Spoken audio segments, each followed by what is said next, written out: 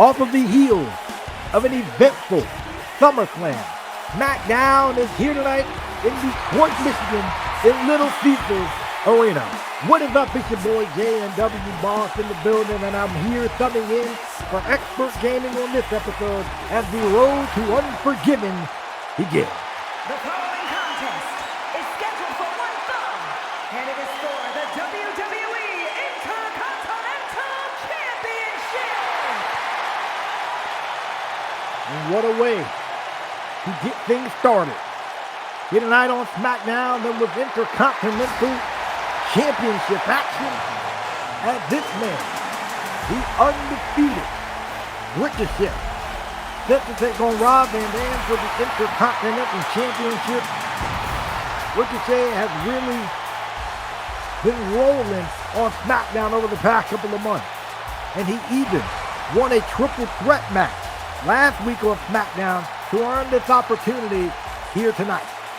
And speaking of triple threat matches, in our main event, it will be Seth Rollins, Chad Gable, and Tommaso Ciampa were the winner. We'll get to see who faces Carmelo Hayes, the brand new World Heavyweight Champion at Unforgiven.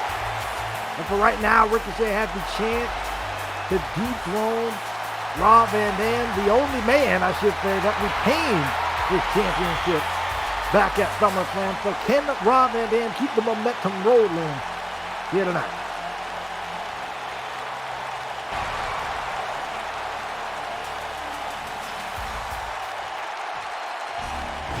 And here comes the champion.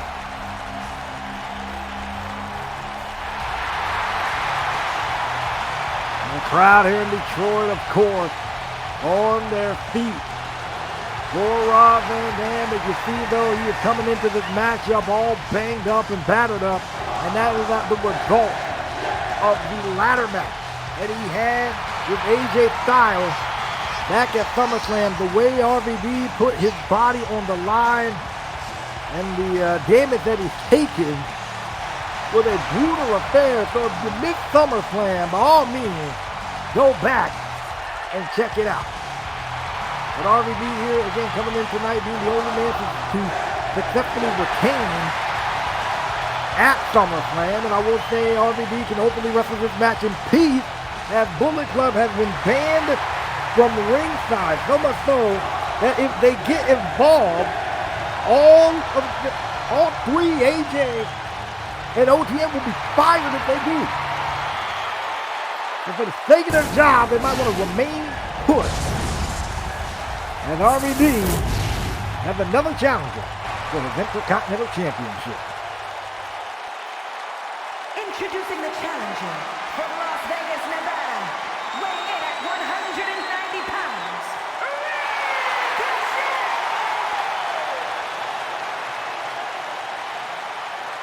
And his opponent from Battle Creek, Michigan, weighing in at 235 pounds, the WWE Intercontinental Champion, Rob Van Dam!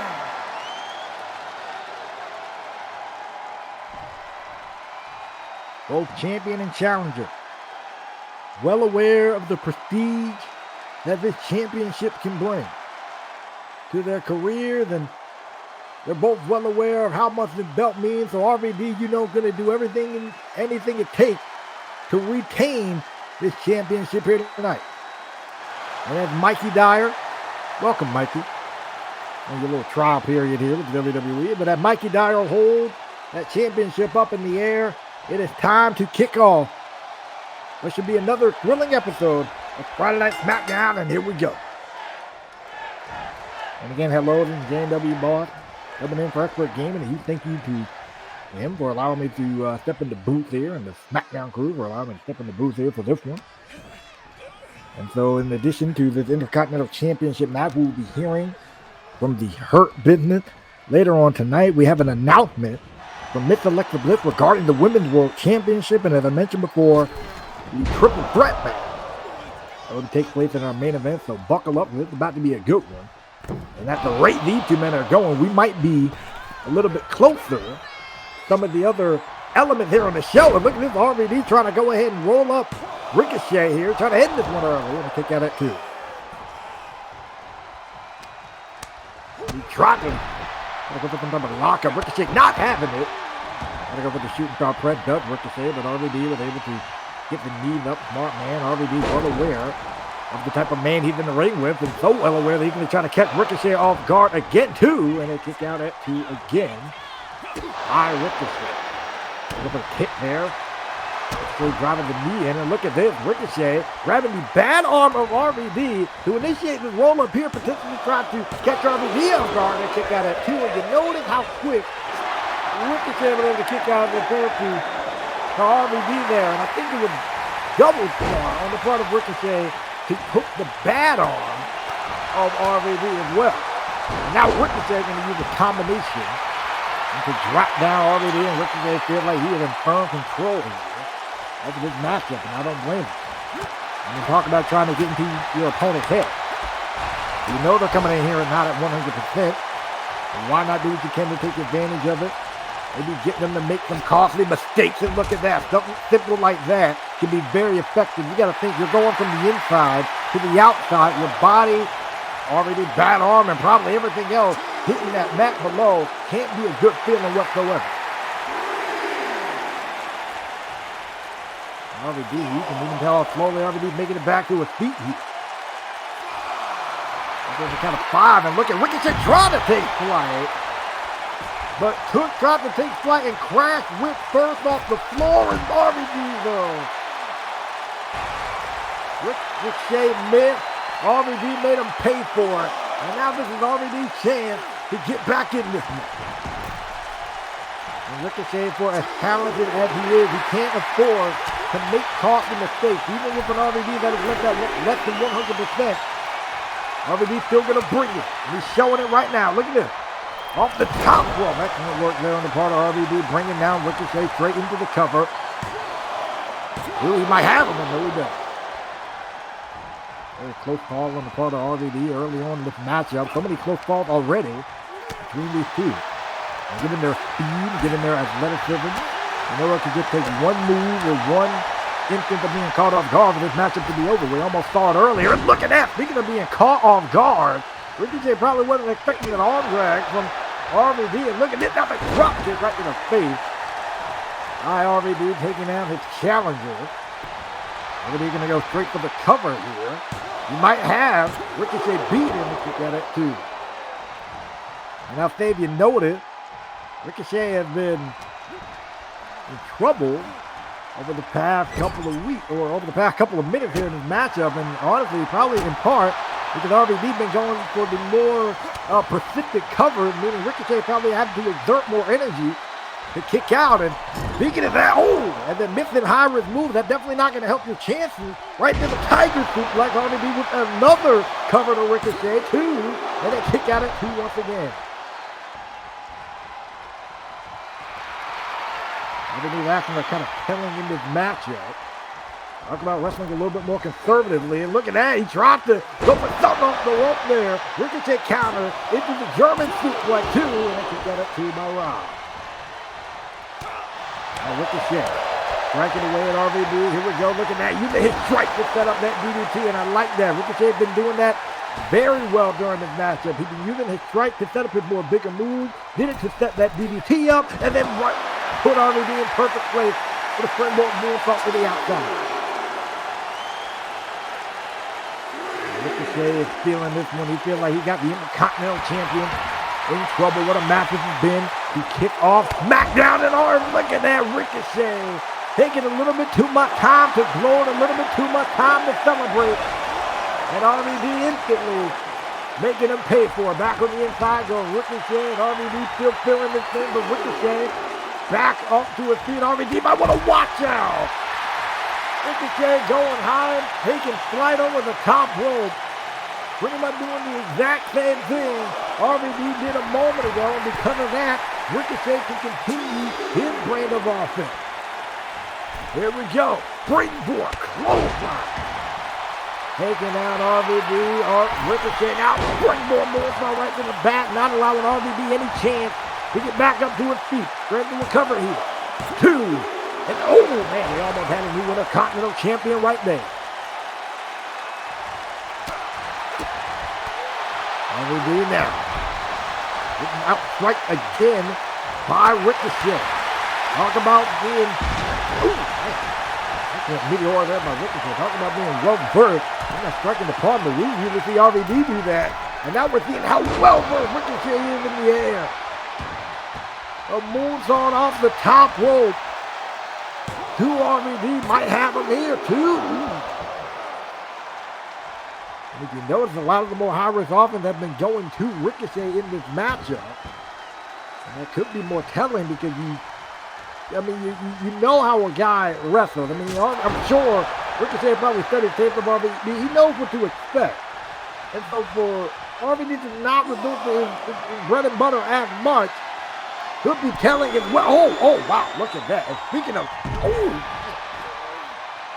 resorting to stuff, RVD having to resort to his power game, catching Ricochet out the air, power bombing him onto the floor, now got him against the barricade, and if Ricochet studied the tape, and I'm sure we all seen plenty of RVD matches, we know what's coming up next for him here.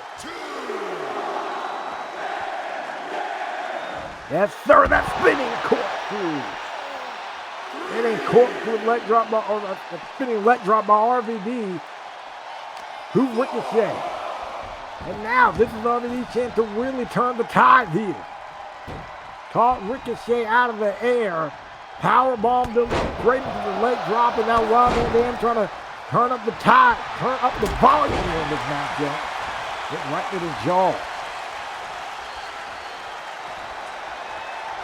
Rob Van Dam got Ricochet in trouble here. Look at this, gonna go right back for that power hand. Power bomb again. RVD, look at this, rolling thunder across the rim. Good. Oh wait, never mind, going straight for the cover. Going straight for the cover, and RVD almost had him. And kick out at 2 again.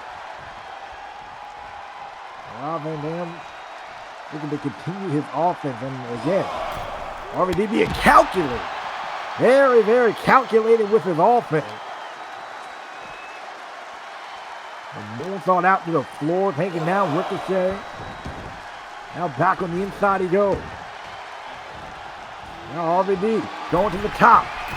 He could be thinking 5-star. One of the very few times we've seen RVD go up top. This match going for that 5-star. 5-star miss. That's going to get a 0-star review, but that's 5-star follow-up by Ricochet into the recoil. 2. Ooh. Kick out at 2. He almost had him. And the crowd sitting there thinking this is a 5-star performance between these two men.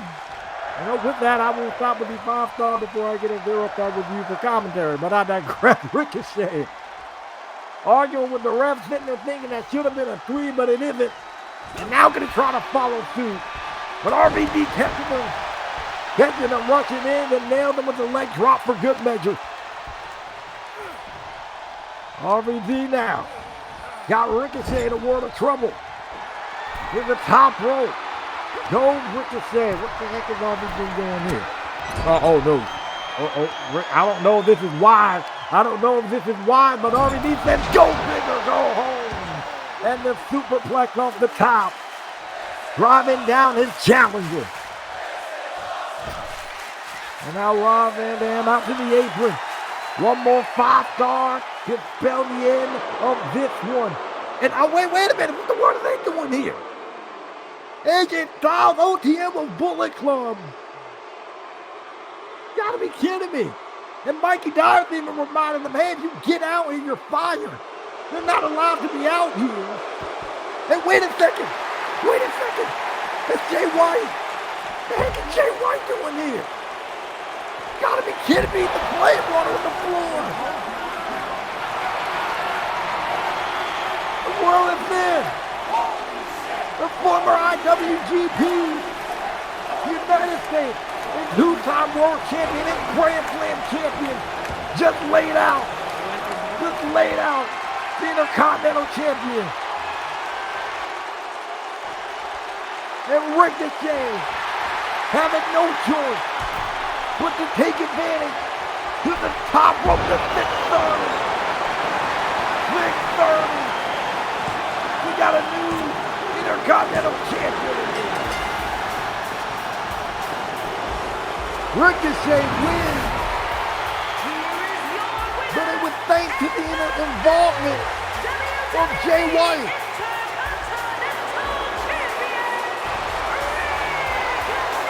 I mean, talk about wanting some potential retribution in RVD. Oh, poor. Oh, way to bend the rule in your favor, AJ Styles. Oh, okay, RVD. I think we're gonna have to see Jay White about that, and the rest of the Bullet Club for that matter. But alas, Ricochet is the brand new Intercontinental Champion. Hello, SmackDown. It is I, your overseer of the WWE Women's Division, your new TNA Knockouts World Champion, Mrs. Alexa Bliss, paying a visit.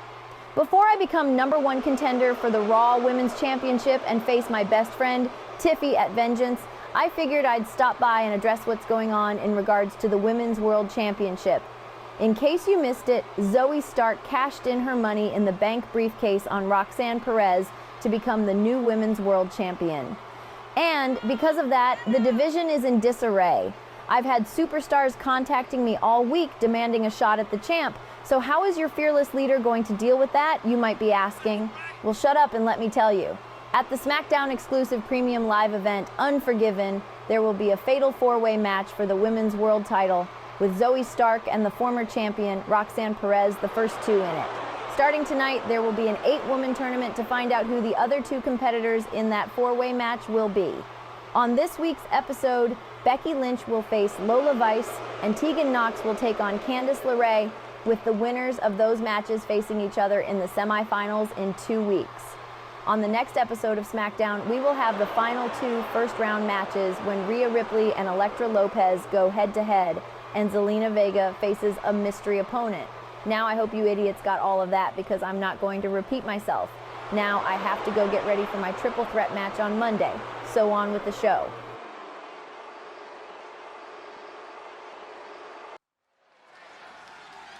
One announcement by Alexa Bliss that the Women's World Championship Tournament begins.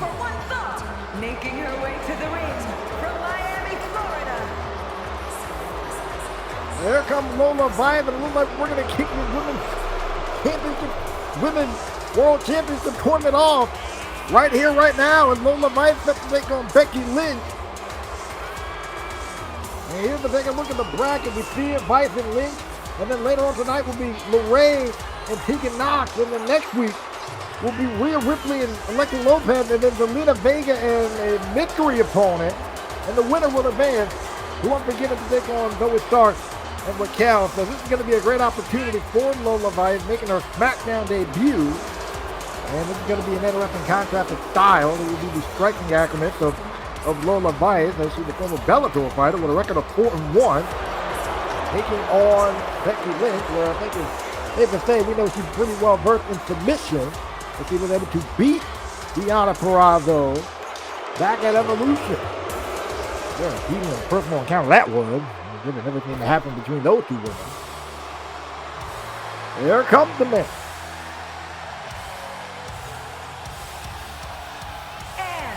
From Dublin, Ireland, Becky Lynch. Now Becky Lynch makes her way down to the ring. She's looking to kind of continue the momentum that began for her back at Evolution.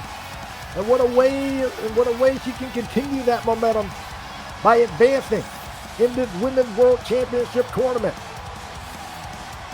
Becky Lynch, well versed in her submission. We know she got the disarmer and various other submissions to that area that she can use at her disposal. But how will she fare against a striker like Lola Vice? And on top of that, they got 15 minutes to get the job done.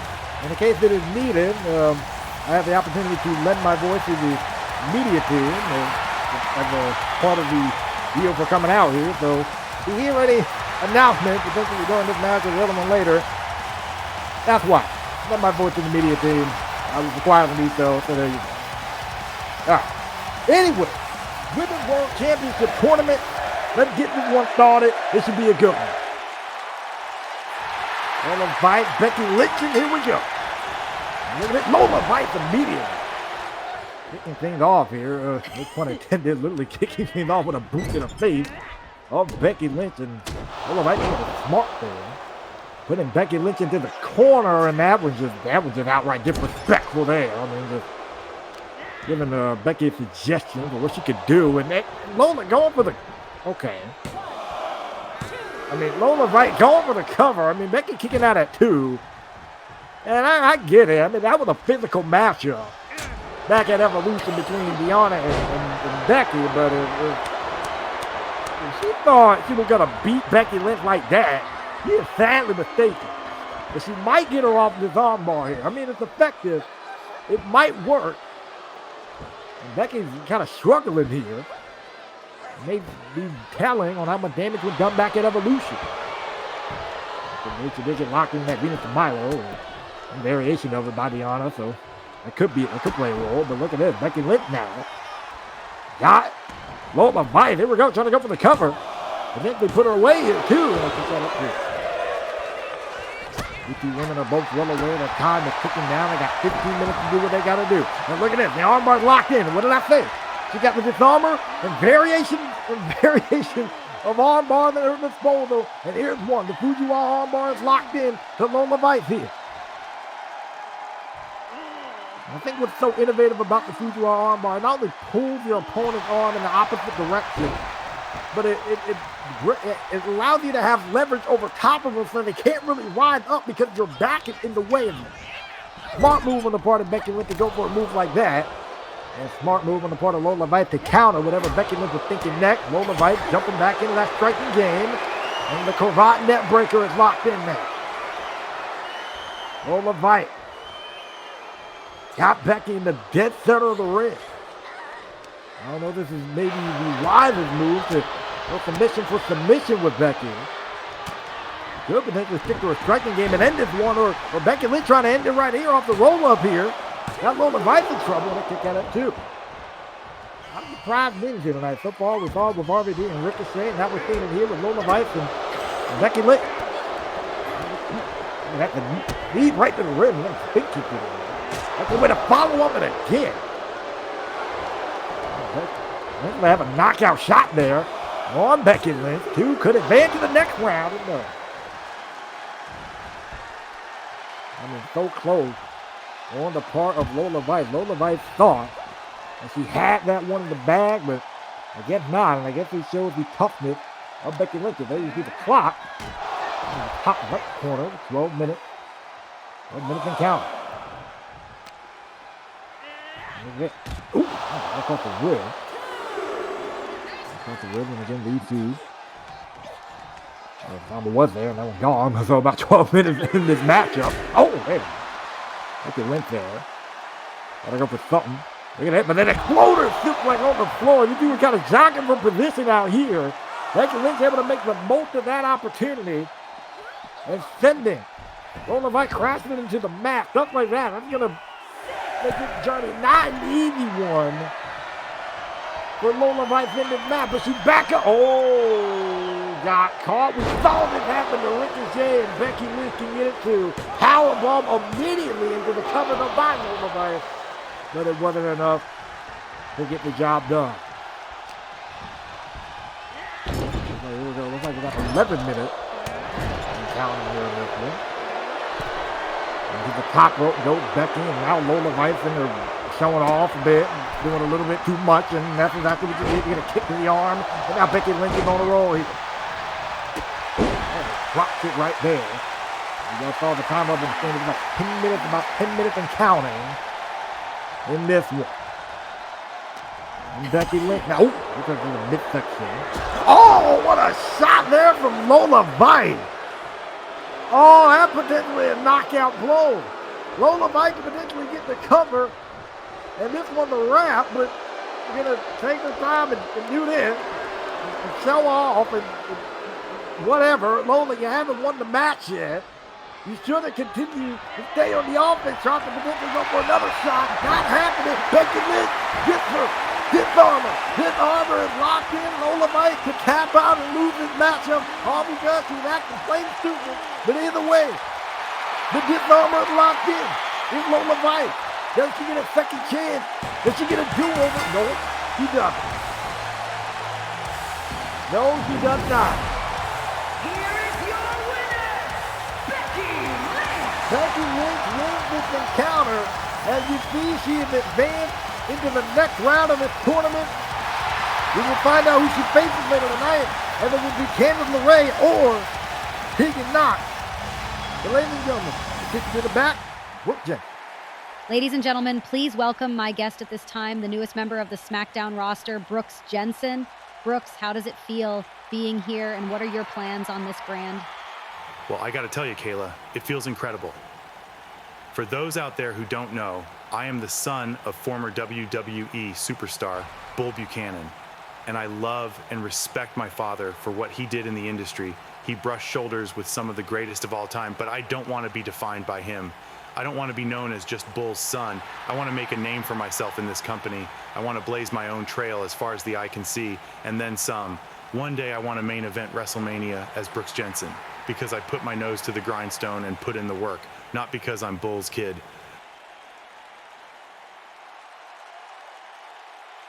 Excuse me, who booked this interview? Look, no disrespect to you, kid, but you've been here for a cup of coffee and you get to have a one-on-one interview? I'm in the main event and I don't have a chance to talk. Brooks Jensen, right? I've seen some of your stuff. You have some potential, but I'm going to offer you a chance to reach that potential. You want a main event WrestleMania? Well, how about you sit under the learning tree of the man with a 4.0 GPA? The man who has tutored some of the best in WWE history? Your next world heavyweight champion, yours truly, Chad Gable. You want to take me under your wing? Seriously. Man, you have an ego the size of Arkansas. You really think showing up in a suit flaunting your achievements is going to make me want to listen to what you have to say? You're going to learn real soon, buddy, that most people aren't wired that way, so I'm going to have to pass on that offer. Good luck in the main event, though. I'll be watching. Suit yourself. You're going to end up regretting that. All word on the part of Chad Gable. Trying to be a mentor to Brooke Jensen, and I guess why? I mean, why you gotta go in there and mess up this man's airtime? You're gonna be in the main event. Use that. Come on, man. Speaking of airtime, I'm a little disappointed that these three get some freaking airtime. Here comes MVP, Angelo Dawkins, and Damon Kemp, the Hurt Business, fresh off of Angelo Dawkins, aligning with these dudes after cheating to beat Montez Ford because of the help of MVP and Damon Kemp. Seriously, like Angelo, you called this man dead weight. You said did all this messed up stuff, robbed him at Money in the Bank, and then have to cheat to beat him at SummerSlam? Are we kidding? Are you kidding me with this? Like, why? What? Why y'all? Just sad. This whole thing is just sad. I know business is probably booming, not booming enough for these guys to get some decent suits. But all right, cool, whatever. What's on the mind of the Hurt Business?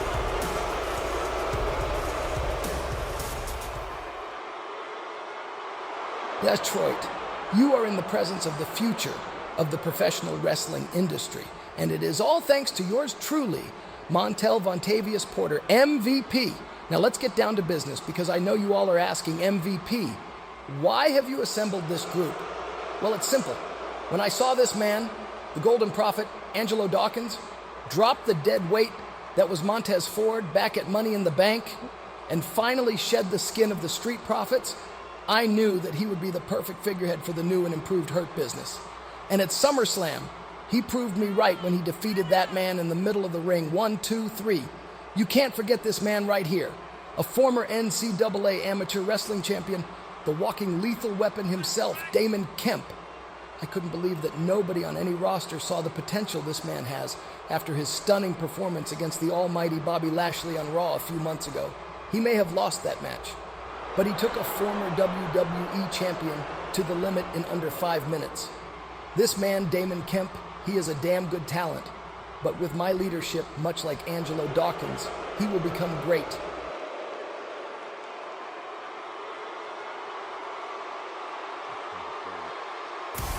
Well, here's somebody that's great. Here's somebody I think is freaking fantastic. And here's somebody that eventually Dawkins don't watch himself. This man's going to get some revenge. Here comes Montez Ford. I want to be careful, though. Pick your battles wisely. I have to be honest, I don't even want to be out here right now. But I couldn't sit in the back and listen to you yap for one more second.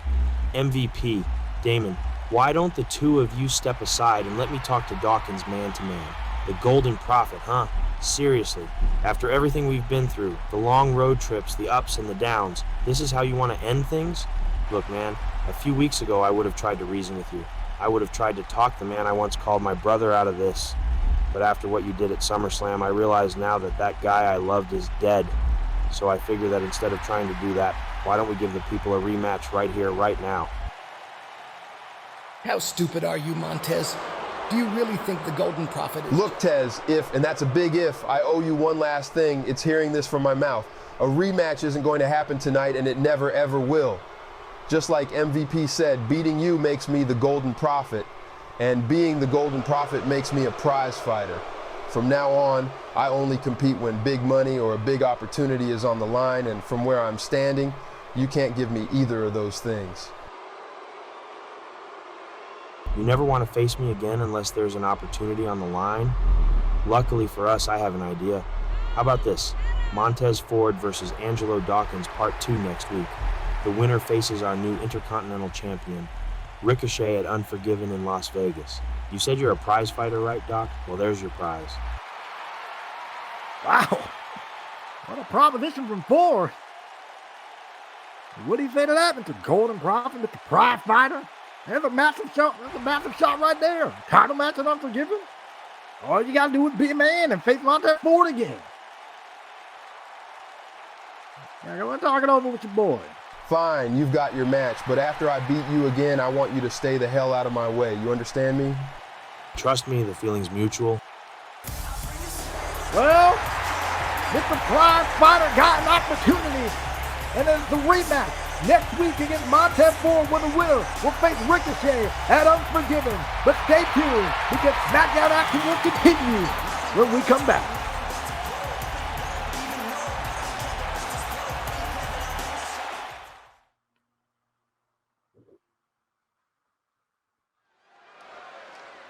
Ladies and gentlemen, we are back here on Friday Night SmackDown as the Women's World Championship Tournament will continue.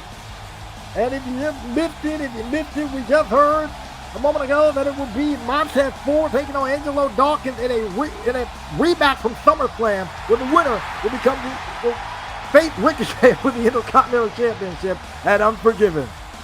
The following contest is scheduled for one fall, making her way to the ring from the Welch Valley, Tegan Knox. And speaking of a match, I got Unforgiven implications or potential Unforgiven implications. We know that Becky Lynch will be facing the winner of this matchup here, Tegan Knox and Candice LeRae. Let's see how Tegan Knox does. It's going to be a good one. I can promise you that one.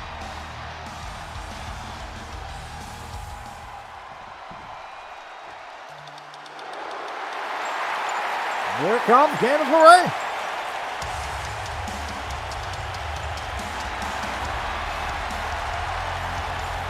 On the feet for her tonight. I don't blame her. From Riverside, California, Candice LeRae. Candice LeRae is coming out here not having the best of luck after losing to Zoe Stark back at Evolution. So what a great way for Candice to get back and to get into title contention by winning the tournament and making it all the way to Unforgiven in that fatal four-way to join Zoe and Roxanne Perez. You got to beat Tegan Knox. That's going to be way easier said than done. That much I can promise. And also, real quick, I would like to mention that during the break, an altercation took place between Shawn Michaels and Bullet Club, specifically Jay White and AJ Styles, was following this matchup. We were actually going to look and see what happened in the result of that altercation. But right now, we got an altercation taking place in this ring. Women's Championship Tournament implication. Again, 15-minute time limit. Just like Becky and Lola Vice earlier. I forgot her freaking name. Just like Becky and Lola Vice earlier, 15-minute time limit in that play. And these two women looking to not waste time whatsoever. Excellent cross body off the top by Tegan Knox. And you can kind of let Candice know, hey, I'm here. I'm ready to go. And again, if you end up hearing my voice at some point, hey, I let my voice through the media team. They were requesting of me before hopping into the booth, so there we go. If you hear it, there you go. Anyway, submission is locked in. You might not even hear anything other than the sound of a bell ringing if Tegan Knox submits here in this one. Pretty early on, so our question is that's going to happen, but then again, you never know in this business. I mean, you never know what can happen. Submission or a pinfall takes place at any time. I think that's why professional wrestling is one of the best forms of entertainment out there. And right now, Becky Lynch, Becky Lynch, I mean, she won with a submission earlier. That's why Becky Lynch is on my mind. She's probably watching this matchup. Candice LeRae, I meant to say, had a submission locked in before Tegan Knox got out of that. Ooh, I was trying to strike away at Candice LeRae and then driving the back of her head down right into the mat. Here we go. Tegan Knox now going that submission route. Again, working on the arm of Candice LeRae. And I like the body positioning. She positioned herself in between the bottom row, in between the rope. So that way Candice can't even properly reach out and grab the rope or anything else, especially since she got both of her arms tied up in her leg. Man, she got some crazy athleticism. Ain't about to reach all the way over there.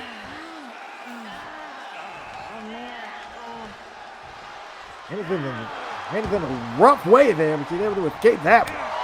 Talk about a submission that could have potentially ended this one. Next one, Hurricane Rana right there.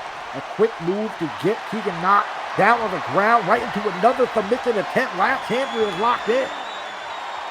Tegan Knox. They're in a world of trouble. Can she potentially get her foot on that bottom rope? She's in the vicinity of it. But right now, it's kind of difficult. I mean, given the state that it's in, she's kind of flailing her legs about potentially trying to feel for it. But Candice LeRae is wrenching back on his hold. And Tegan Knox fighting out of it. Excellent work. Now these two women are going to follow up. Look at this. Another submission locked in. These two women showing how technically sound they are.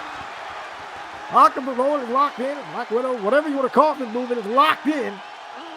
To Candice LeRae. Again, excellent positioning by Tegan Knox. And that's the thing I got to commend about these two women. They're well aware of where they are inside the ring, well aware of the submissions that they use to not just, use it as a way to try to make their opponent tap out, but also prevent them from getting close to the ropes. And people have everything to say about, submission wrestling, how sometimes maybe not. Oh, wait a second. Candice LeRae might go ahead and end this one. People may say a lot about, submission-based combat. They may not be the most exciting thing in the world, may not be the most intriguing, but I love submission-based wrestling or technical wrestling. It is a freaking chess match. It is about positioning, it's about awareness, it is about limb work, it's about so many things that can be effective. People may not look at submission wrestling as the greatest form, but I will say it is the most prolific form, and an excellent variation of a physical chess match, and we're seeing that even further between these two women as the surfboard stretch is locked in to Tegan Knox. And Knox is in a world of trouble, and again, all about strategy. And when we see the surfboard stretch locked in, but we also see Candice grabbing the leg of Tegan, preventing her from potentially, again, reaching that bottom rope. Tegan is in a world of trouble here. And time is ticking away in this one. Again, as a reminder, these two women only got 15 minutes to do what they got to do when Tegan Knox able to escape. And look at this. Oh, look at that. Tegan Knox trying to go for a roll-up. Henry trying to catch Candice LeRae off guard, too. Oh, excellent counter. Look at it. And the follow through. 2 count again. Flips it right to the back slide. Excellent work on the part of Tegan Knox again. Pulling her away from the ropes. And a kick out by Candice LeRae. I think whoever wins this matchup, I think it's going to come down to brains, honestly. It's going to come down to who's able to make the better use of their environment, make the better use of their spacing, and great offense like that. Code Red putting down Candice LeRae, and a kick out at 2. And I say if you're going to wrestle near the rope, if you're going to wrestle near the corner, doing stuff like Tegan and Candice, that's going to definitely help out. Being aware of your positioning. And Tegan Knox is feeling like she could potentially have this one in the bag. Oh, but look at that, Candice LeRae not letting that happen. They're trying to go for a forearm, not happening. Look at it. Oh, man, what a heck of a takedown. And Tegan, it was quick, it was simple, it was to the point, and right back to that submission. Right back to that very even armbar we saw earlier. Again, Tegan perfectly positioning herself right in between the ropes. And Candice is struggling once again. She got out of this hold the first time. And as this matchup progressed, she was taking more damage to the arm, taking more damage overall. So is this going to be the submission? I guess Tegan Knox to win, and it is not as Candice LeRae able to get out of this. That's a forearm taking down Candice. They're taking down Tegan Knox. I say that's the thing about these two women that I've been appreciating. They do what they can to get their opponent to the ground and immediately go to whatever's next. They get their opponent to the ground, and I think sometimes with two wrestlers, they get their opponent to the ground and try to focus on doing a whole lot of other stuff. These two, they get them to the ground because they know what's next in their arsenal. Tegan Knox now is taking a moment to show off. Ooh. And that time it paid off. We saw it not pay off for Lola Vice. And a couple of times during RVD versus Ricochet. Worked for Tegan Knox there. But Tegan going to the top, got the crowd on her side. Looking to deliver some offense.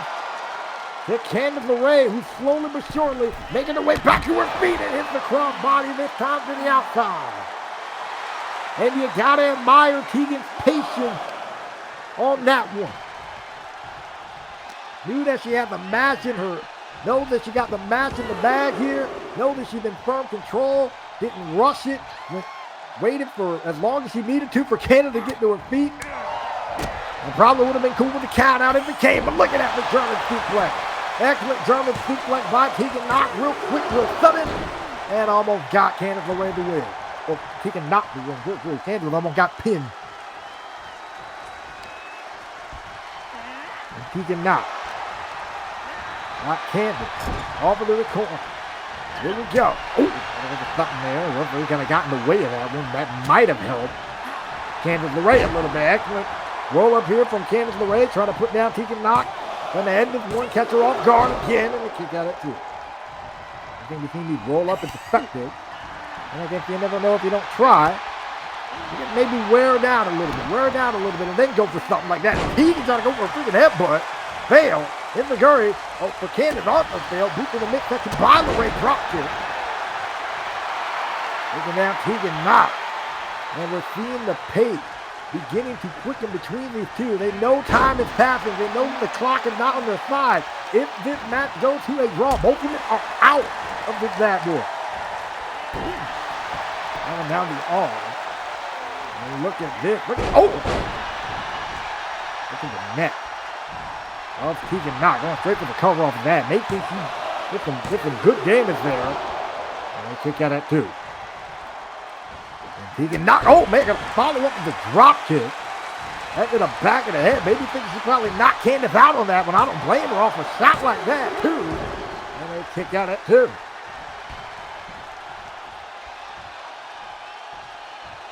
Now Tegan Knox.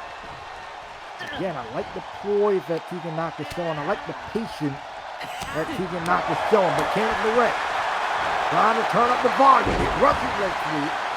Right into that submission again. We saw her hitting earlier in this matchup. Going back to it again. Back to the well is Candice LeRae. Tegan Knox is still in a rough way here. That can work right there on Tegan.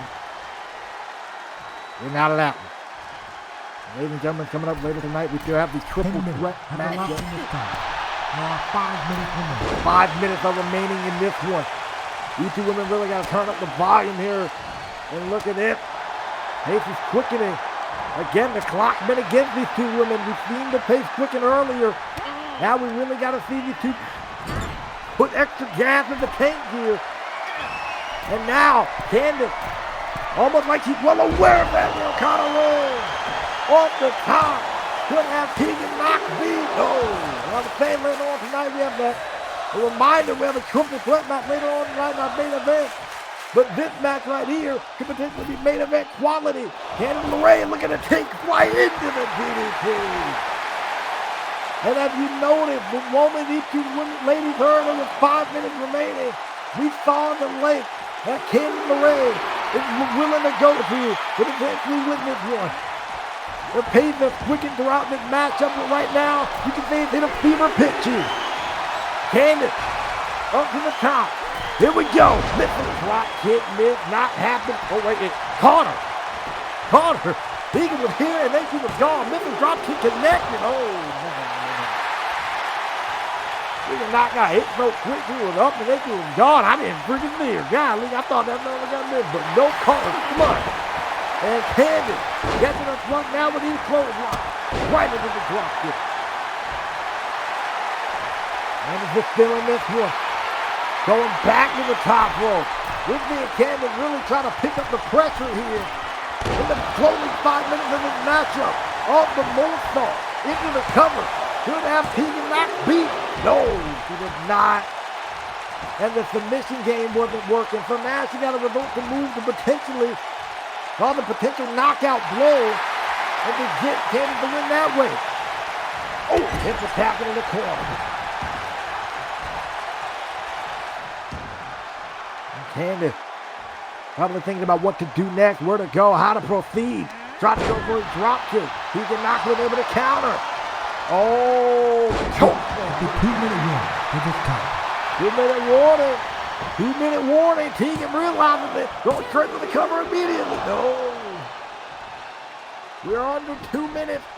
Under 2 minutes in this contest. These two women have been trying to use their technical acumen. Has not worked. These two guys are trying to go for trying to catch each other off guard with certain pin combinations. Has not worked. What is it going to take for either one of these two to potentially get a win in advance? Or here, I hope it doesn't go to a draw. That would suck for both of these women. And these two women are now trying whatever they can, but they both have each other's number. Candice LeRae trying to go for the forearm miss. Shows how tired these two women are. Tegan going strike for strike right to the Tiger suplex. Up goes Candice, drop kick. Up goes Tegan. These two women are doing what they can, fighting to their very last breath here. All in vain, all in the opportunity to go to Unforgiven and to be in the fatal four-way for the women's world title. Candice. Oh, that's a shot there from Tegan Knox. Here we go. Shotting with her down. Oh, no, she caught her. Caught Tegan Knox. Spin her around into, I believe, this movie known as the Wicked Justice, putting her down. Laying her face first straight into the cover here. And Candice LeRae gets the win.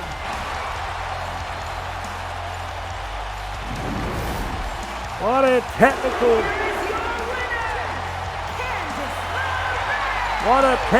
matchup between these two, and it took one counter at the tail end of this. And before Candice can really enjoy the moment, here comes her opponent in 2 weeks' time. I mentioned Becky Lynch by accident, but I mentioned that she was also potentially watching this matchup, and it's crystal clear that she is. And Becky Lynch coming out here almost symbolically, wearing the I Am the Man shirt, looking to prove that she's looking to run this women's division. But she got to get through Candice LeRae in 2 weeks' time. Can she do it? Can Candace bring that same performance that she brought here tonight against Tegan Knox? And what's going to happen when these two go one-on-one in this tournament?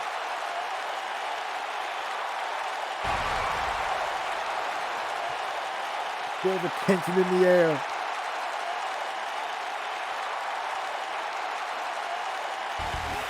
You'll be sizing each other up and you see it. It's going to be Liz versus Lorraine. And ladies and gentlemen, the SmackDown rolls on. Let's take you through the interaction that we saw between Shawn Michaels and AJ Styles and Jay White from earlier on our commercial break.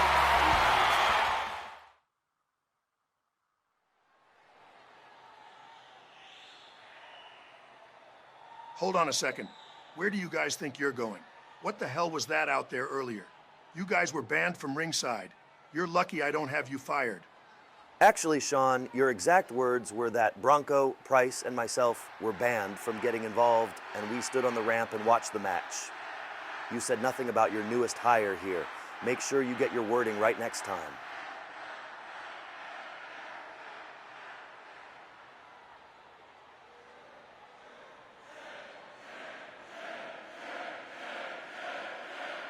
Well, if isn't Mr. HB Shizzle himself, happy to be on board, boss. See you next week.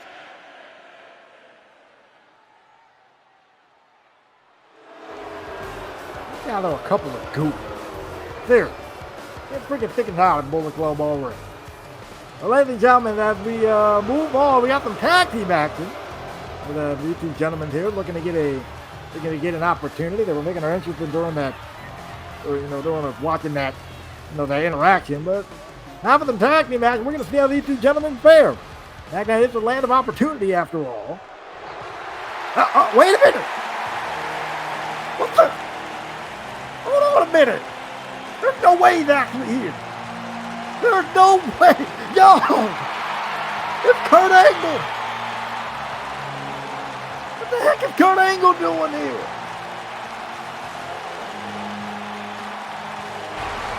My goodness. Detroit has come unglued at the arrival of the Olympic gold medalist. What in the world is he doing here on SmackDown? Wow. Thank you everyone for the warm reception. It means a lot being welcomed back to the WWE. However, this night isn't about me. On that note, I would like to direct my attention to the two young men standing in the ring. Look guys, I'm sure you're great and you have a bright future ahead of you in the industry, but your little appearance isn't going to go the way you might have planned it out. You see, I didn't come to the show tonight alone. Actually, I showed up with your opponent. Opponent? Without further ado, please welcome the hottest free agent on the market, Friday Night SmackDown's pickup of the year, a former NXT champion, and my newest pupil, the dog-faced gremlin, Braun Breaker. Oh dear. Oh, gentlemen. Oh, whatever bright future you two had, I think it's about to go up in smoke. Oh, man. Well, I mean, it's a shame you didn't get these two guys' names either. It is a crying shame.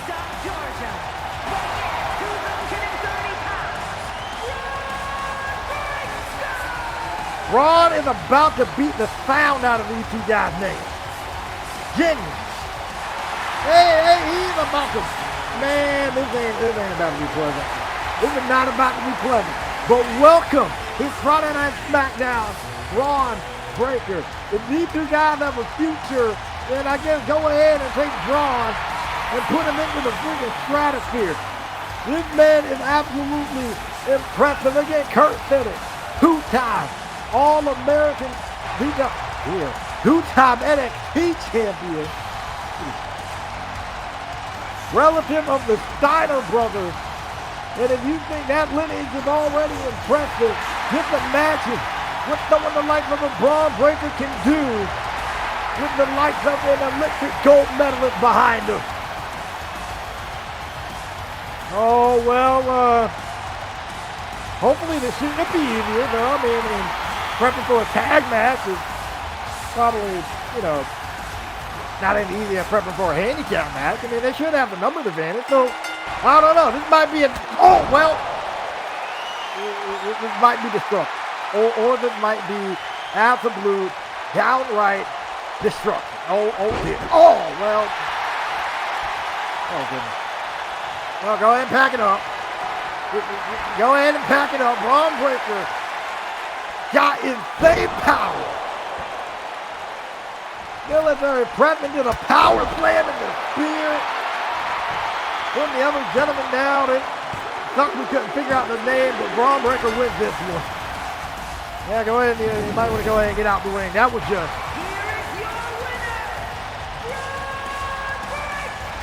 That was just dominant of the highest order. Braun Breaker got a future, and Braun Breaker is going to be an absolute problem here on SmackDown.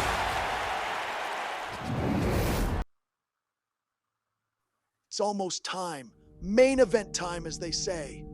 Tonight, I go to war for a shot at the gold. The championship I've wanted since I first saw it around Harley Race's waist in the NWA. The World Heavyweight title. But to get that shot, I have to face two of the best wrestlers in the world today. Seth freaking Rollins, the man I despise more than any other. I became the first person to truly shut that big mouth of yours last Sunday when I dropped you on your head and pinned you in the middle of the ring. If I have to do that one more time to punch my ticket to Unforgiven, then be my guest. But we can't forget about Chad Gable, can we? No, he'd never let us. His ego is way too big for that. Chad, you are one of the greatest technicians in the history of this sport, but all those holds aren't going to matter when you meet a knee to your jaw. Boys, understand this. I promise that I will leave Detroit the #1 contender, or I will die trying. See you out there.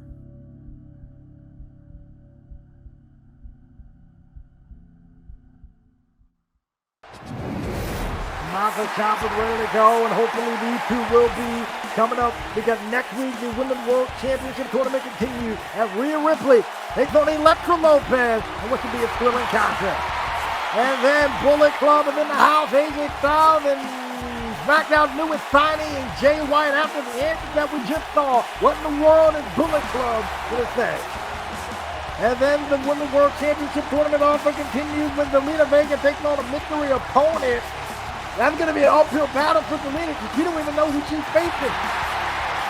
And then Zoe Stark, the Women's World Champion, back in the house next week on SmackDown. What is it going to be on the champ mind, especially with the tournament and everything else ahead of Unforgiven?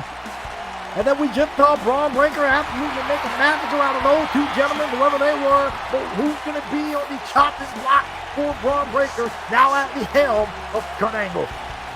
And then next week will also be Angelo Dawkins taking on Montez Ford. Winner receives a #1 contender match against Ricochet, or winner receives a match against Ricochet at Unforgiven. Can Montez get some revenge?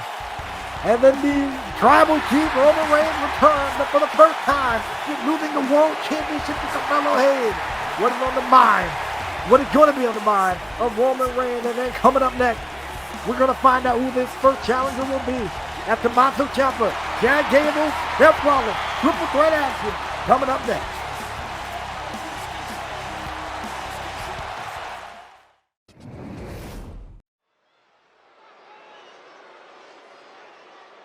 And here we go. Here we go. Here comes Tommaso Ciampa. Man, he just recently defeated Seth Rollins back at SummerSlam. Making his way to the ring, representing DIY from Milwaukee, Wisconsin, weighing in at 201 pounds, Tommaso Ciampa. I mean, we just heard the word of Tommaso Ciampa. We all heard him say he's going to become #1 contender or die trying.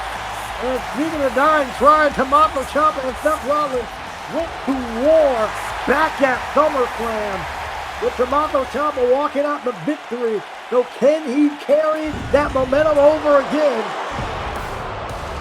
to this matchup? And here come the man in Seth Rollins for a hefty hefty measure of revenge.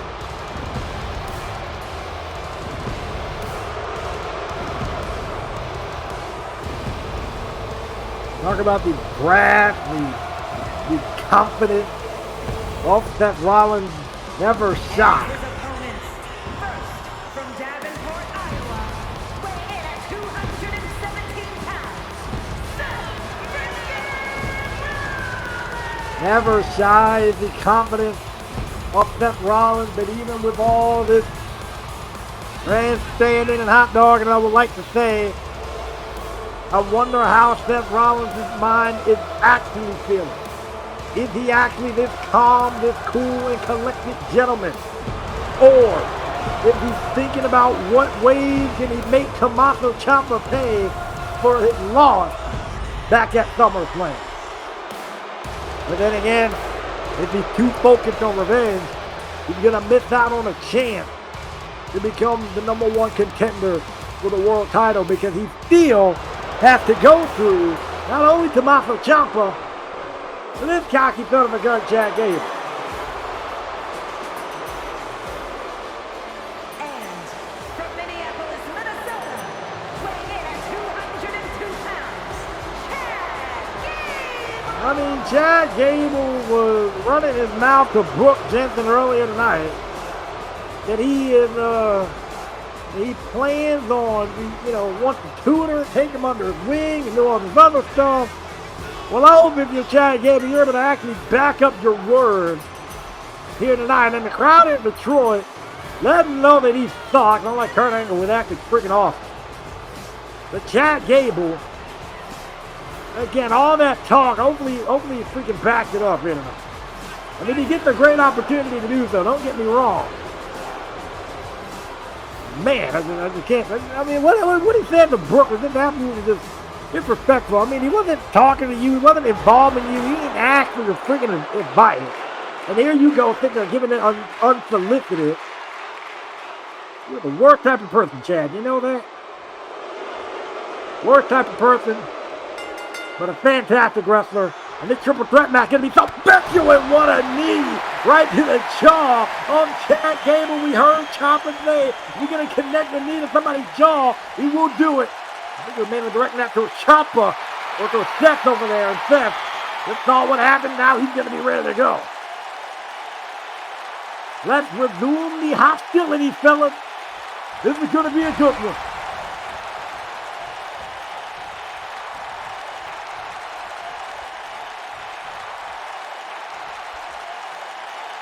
Much tension here in Detroit. So much tension here in Detroit. You can cut it with a freaking knife if need to. Looking to cut each other's chests up with these chops repeatedly, back and forth.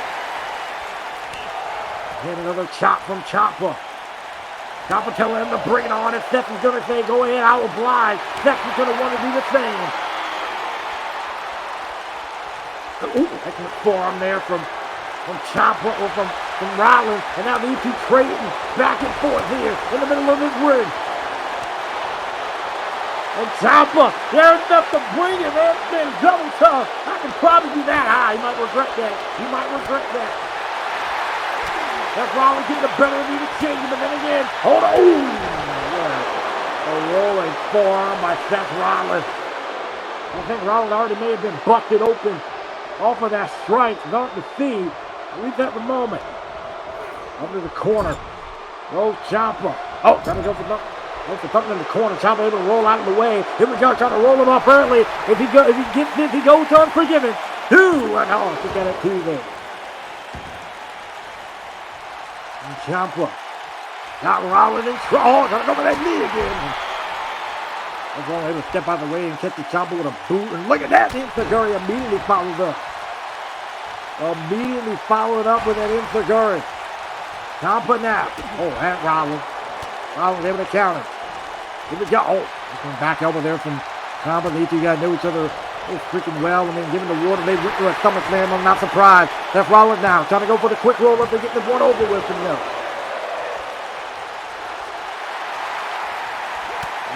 Seth Rollins lighting up Ciampa with the forearm. Super kick. Off the rope goes Rollins. Here we go. Ducks under into the German suplex. Beautiful work from Ciampa. Almost had her. Look out at 2 right there. Tommaso Ciampa. Top of the chest. Here we go. Striking away at Rollins. That Gable still out there on the floor. Talk about a tremendous opportunity for one of these 2 guys to potentially end this one in a one-on-one environment before anything gets too hectic up in this. Off the rope goes Ciampa. Oh, straight on me. And we're talking about RVD being at less than 100%. And then, you know, you're going to have something to say regarding everything that happened tonight with Bullet Club. But talk about these 2. Again, these 2. We're doing a battle with each other back at SummerSlam to kick it off. And look at this. Look at, oh, man. That's one heck of a cross body there to Tommaso Ciampa. Ciampa now slowly but surely getting back up to his feet. Ciampa showing that he double tough. Excellent job with the knee by Seth. Seth Rollins, springboard knee right to the face. Ciampa still showing that the mind, showing what he said tonight to be absolutely true. He's going to become #1 contender or die trying, still rising up to his feet at every single possible turn. I might want to get the smelling thrown out here for Gable. Gable is still out. Oh my goodness. Anyway, to the outside goes Ciampa and Rollins sending Ciampa off into the barricade. Look at it. Ooh, off in the hip first. Right off that barricade. And now Rollins sending Ciampa back on the inside. And Seth Rollins going to the top is maybe the chance. Is maybe the chance. But Seth Rollins potentially put this one away here. If he can, if he does. He goes to Unforgiven, but he's thinking about it. Taking his time here, waiting for Ciampa to get back to his feet. Hitting the blockbuster, nailed it perfectly. Straight into the cover. It might be over here, too. And they kick out at 2. Excellent work right there on the part of Rollins. Rollins doing everything he can to bring the fight to Ciampa, to eventually not only get a #1 contender shot, but get some revenge on Ciampa, too. And they kick out at 2.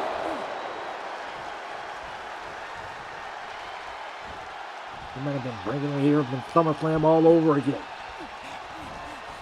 Now Rollins bouncing Ciampa's head off the turnbuckle. Picking him up top. He's going to go big or go home potentially. I don't blame him. He's going to put there from by Ciampa. Look at it. Oh, look at it. Rusev press. And that Ciampa getting a couple of strikes in. And Ciampa feeling this one. How about the golden opportunity here? Clothesline by Ciampa. Taking down Rollins. Clothesline again by Ciampa. Rollins was on a roll, but Ciampa now looking to get back into it. Look through. Good. They want to needle a jaw. He said he was going to connect it. Connected one to Chad.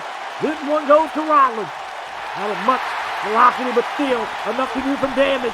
And look at this. Oh my God. Wow. Excellent work there from Ciampa. Continuing the offense here. Out to the apron. Should we be thinking Widow's Bell? Widow's Bell, yes sir. Widow's Bell to Seth Rollins. He could potentially be going to Unforgiven Ciampa. Waiting for Rollins. He gets back to it. Wait a second, what the heck is that? What is this? Dijak. Freaking Dijak. Are you kidding me? What is this? Ciampa had the freaking match won. This Gino gonna go in and catch. Oh no, not Shane got it. Oh, you gotta be kidding me, man. Freaking ridiculous. Oh no. No. You know, anything goes. This is perfectly legal. Ciampa rises to his feet, but got no clue where he is. In Dijak now. Bringing Ciampa off into the... No, wait. There's Chad Gable. Chad Gable with the German suplex getting Dijak out of here. But you still got Tommaso Ciampa stuck against that table. And now look at this. Chad. And I'm presuming Tommaso here, he got some sense about him. are going to hopefully take Dijak out of the equation. And he's telling him yes. He's telling him yes with the knee right to the face. Ciampa now. Got Dijak. Chad got Dijak. Look at this. Double superplex and suplex to the floor. And Dijak is still standing. That is floater from Chad Gable. Robert Ciampa telling him, yeah, that's it. Sit down, don't get back up, don't get involved in this one. And Chad got that. Dijak gonna probably wish he ain't do that freaking table. Chad setting up Dijak perfectly for Tommaso Ciampa. Look at that, put them right through the table.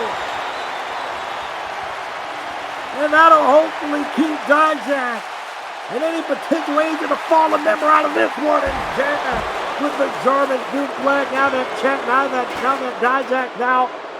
Back to every man for himself, my good man. And Chad, wait, Chad catches Rollins. Chad catches Rollins rushing in. 2. And now the triple. Oh, he was going for the third. Seth Rollins counter. Trying to go for it again. Chad catches him again. 2. And is he going to get the third? Yes, he does. Chad Gable seeing a wide open target. Wait a second, there's Tommaso Ciampa back into it. Ciampa can get it too. Ciampa rushed in. Chad Gable catches Ciampa as well. And the German, couldn't get the third one. Rolls up Chad Gable. 2, he got him. No. Chad Gable able to counter. Chad Gable was able to counter 2. Again, back and forth between these two men. 2. Man, somebody's got to get something. Somebody's going to get something. Man. These 3 men are bringing it. Chad, again, triple, German, suplexes this time, nailed with the Ciampa. And Chad now going to the top. What is he thinking? They're thinking moonsault. Yes, sir, nailed it. Nailed the moonsault. 2 Ciampa, his Chad going Unforgiven, and no, Rollins breaks it off. Rollins breaking things up. Super kick to Gable.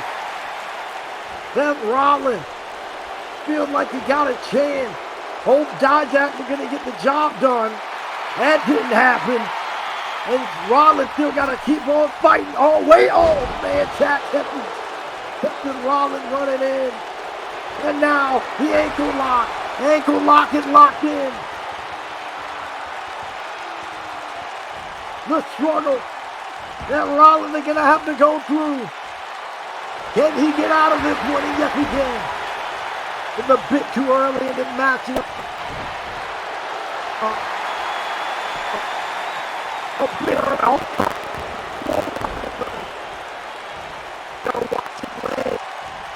Caught up in the ankle lock, man. One time too many, and it's a wrap. But Rollins now realizes he was in a desperate situation. Superplex into the Falcon Air. No, Jack counters out of it. Into the Chaos Theory. Nailed it. Chaos Theory Rollins. 2. The Ciampa breaking things up. Ciampa having to get in there at the last possible minute in the backbreaker. And now, Ciampa, look at this. Backbreaker again. Ciampa.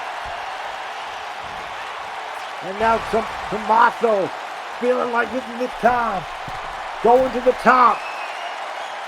To the outside, the DDT to Gable. High risk, high reward. Tommaso sending Gable's head, crashing into the mat. Double soul for Seth Rollins, straight into the cover. Ciampa may have it. He may be going Unforgiven, and no. Oh, man. Oh, my word, what a matchup. Shot to the gut by Rollins. Rollins now striking away. Roll through. Super kick. Rollins going up top. Rollins going to the top rope with the frog splash. Nailed it. Takes out Gable for good measure. Plus 10 IQ on the part of Seth Rollins. Into the gut. What the world is he thinking here? Oh no. Oh no. Oh man. Powerbomb across the barricade to Gable. I think Ciampa, I think Ciampa made it up to his feet. He did. He did. Rollins still dedicated to the top rope here. Blockbuster again. Going back up top. 2 times in a row for Seth Rollins. Frog splash land for his name. Rollins gets the World Championship match in those.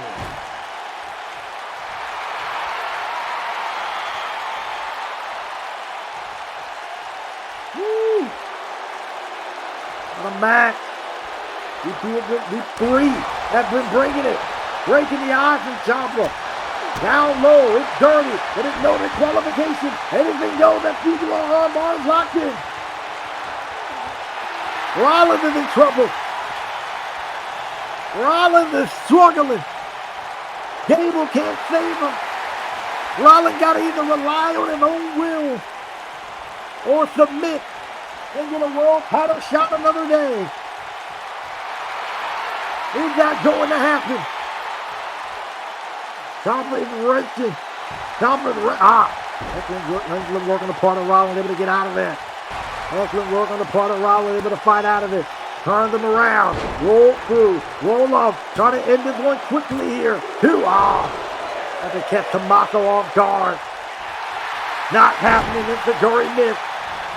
Off the rope knee strike. Nailed it. And now he got Seth Rollins in a world of trouble. Up top goes Rollins. This isn't good. Oh dear.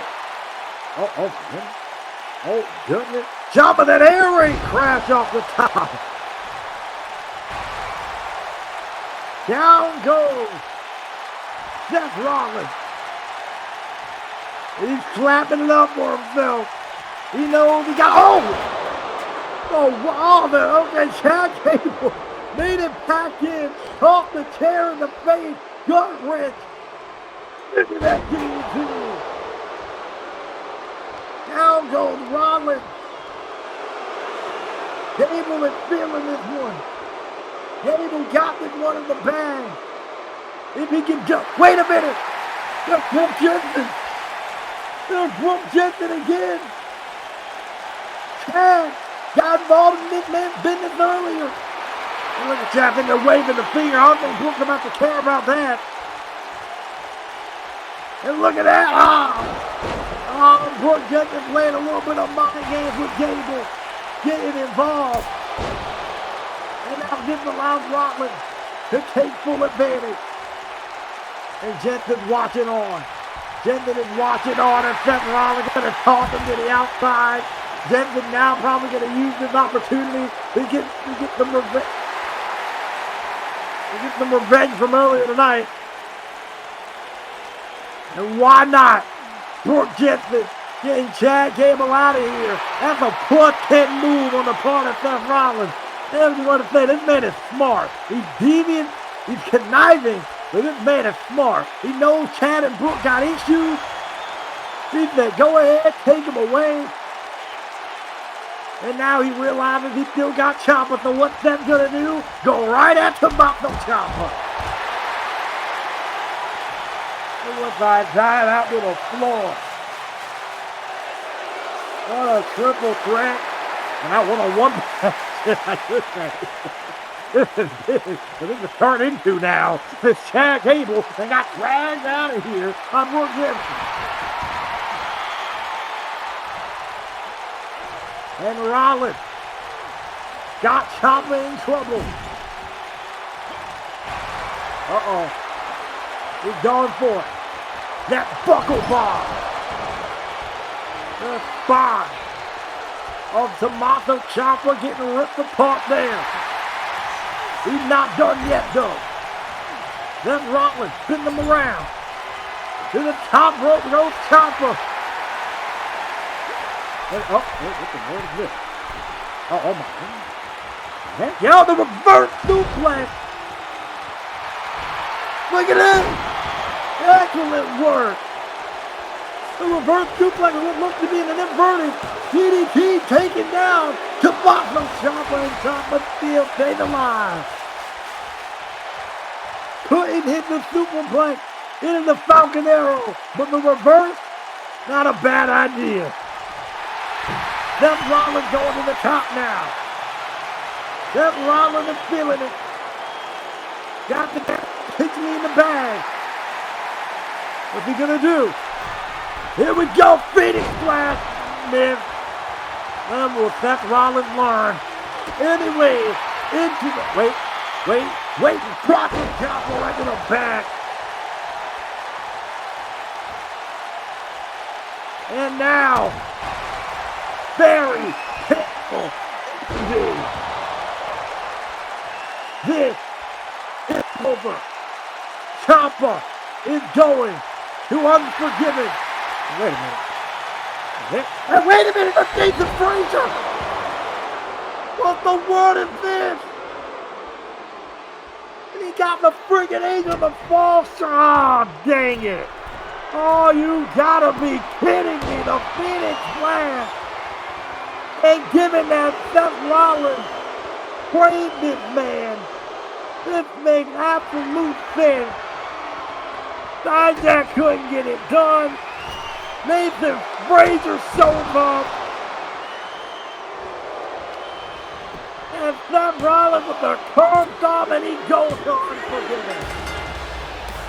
Oh, this is pathetic. This is absolutely pathetic. And Seth Rollins advanced to face Carmelo Hayes. Thanks to Nathan Frazier. This is absolutely absurd. But wait a minute. Here comes Carmelo Hayes, the new world champion. And I'm sure he just saw what happened. And if I'm Carmelo, over the next couple of weeks, I'm having eyes in the back of my head to prevent anything from happening to me on the road to Unforgiven. But the match, like it or not, is set. Seth Rollins, Carmelo Hayes, at Unforgiven. And right now, wait a second, I might be giving Nathan some instructions. What's he gonna do? Oh no, I think Nathan's about to go ahead and handle. Oh wait a minute, Nathan, get out of here. Nathan's out of here. I don't know what the world that told him. But I think you might want to deal with Carmelo one-on-one. Carmelo, not afraid of Seth Rollins.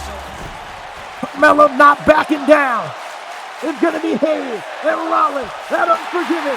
And we say good night from Detroit.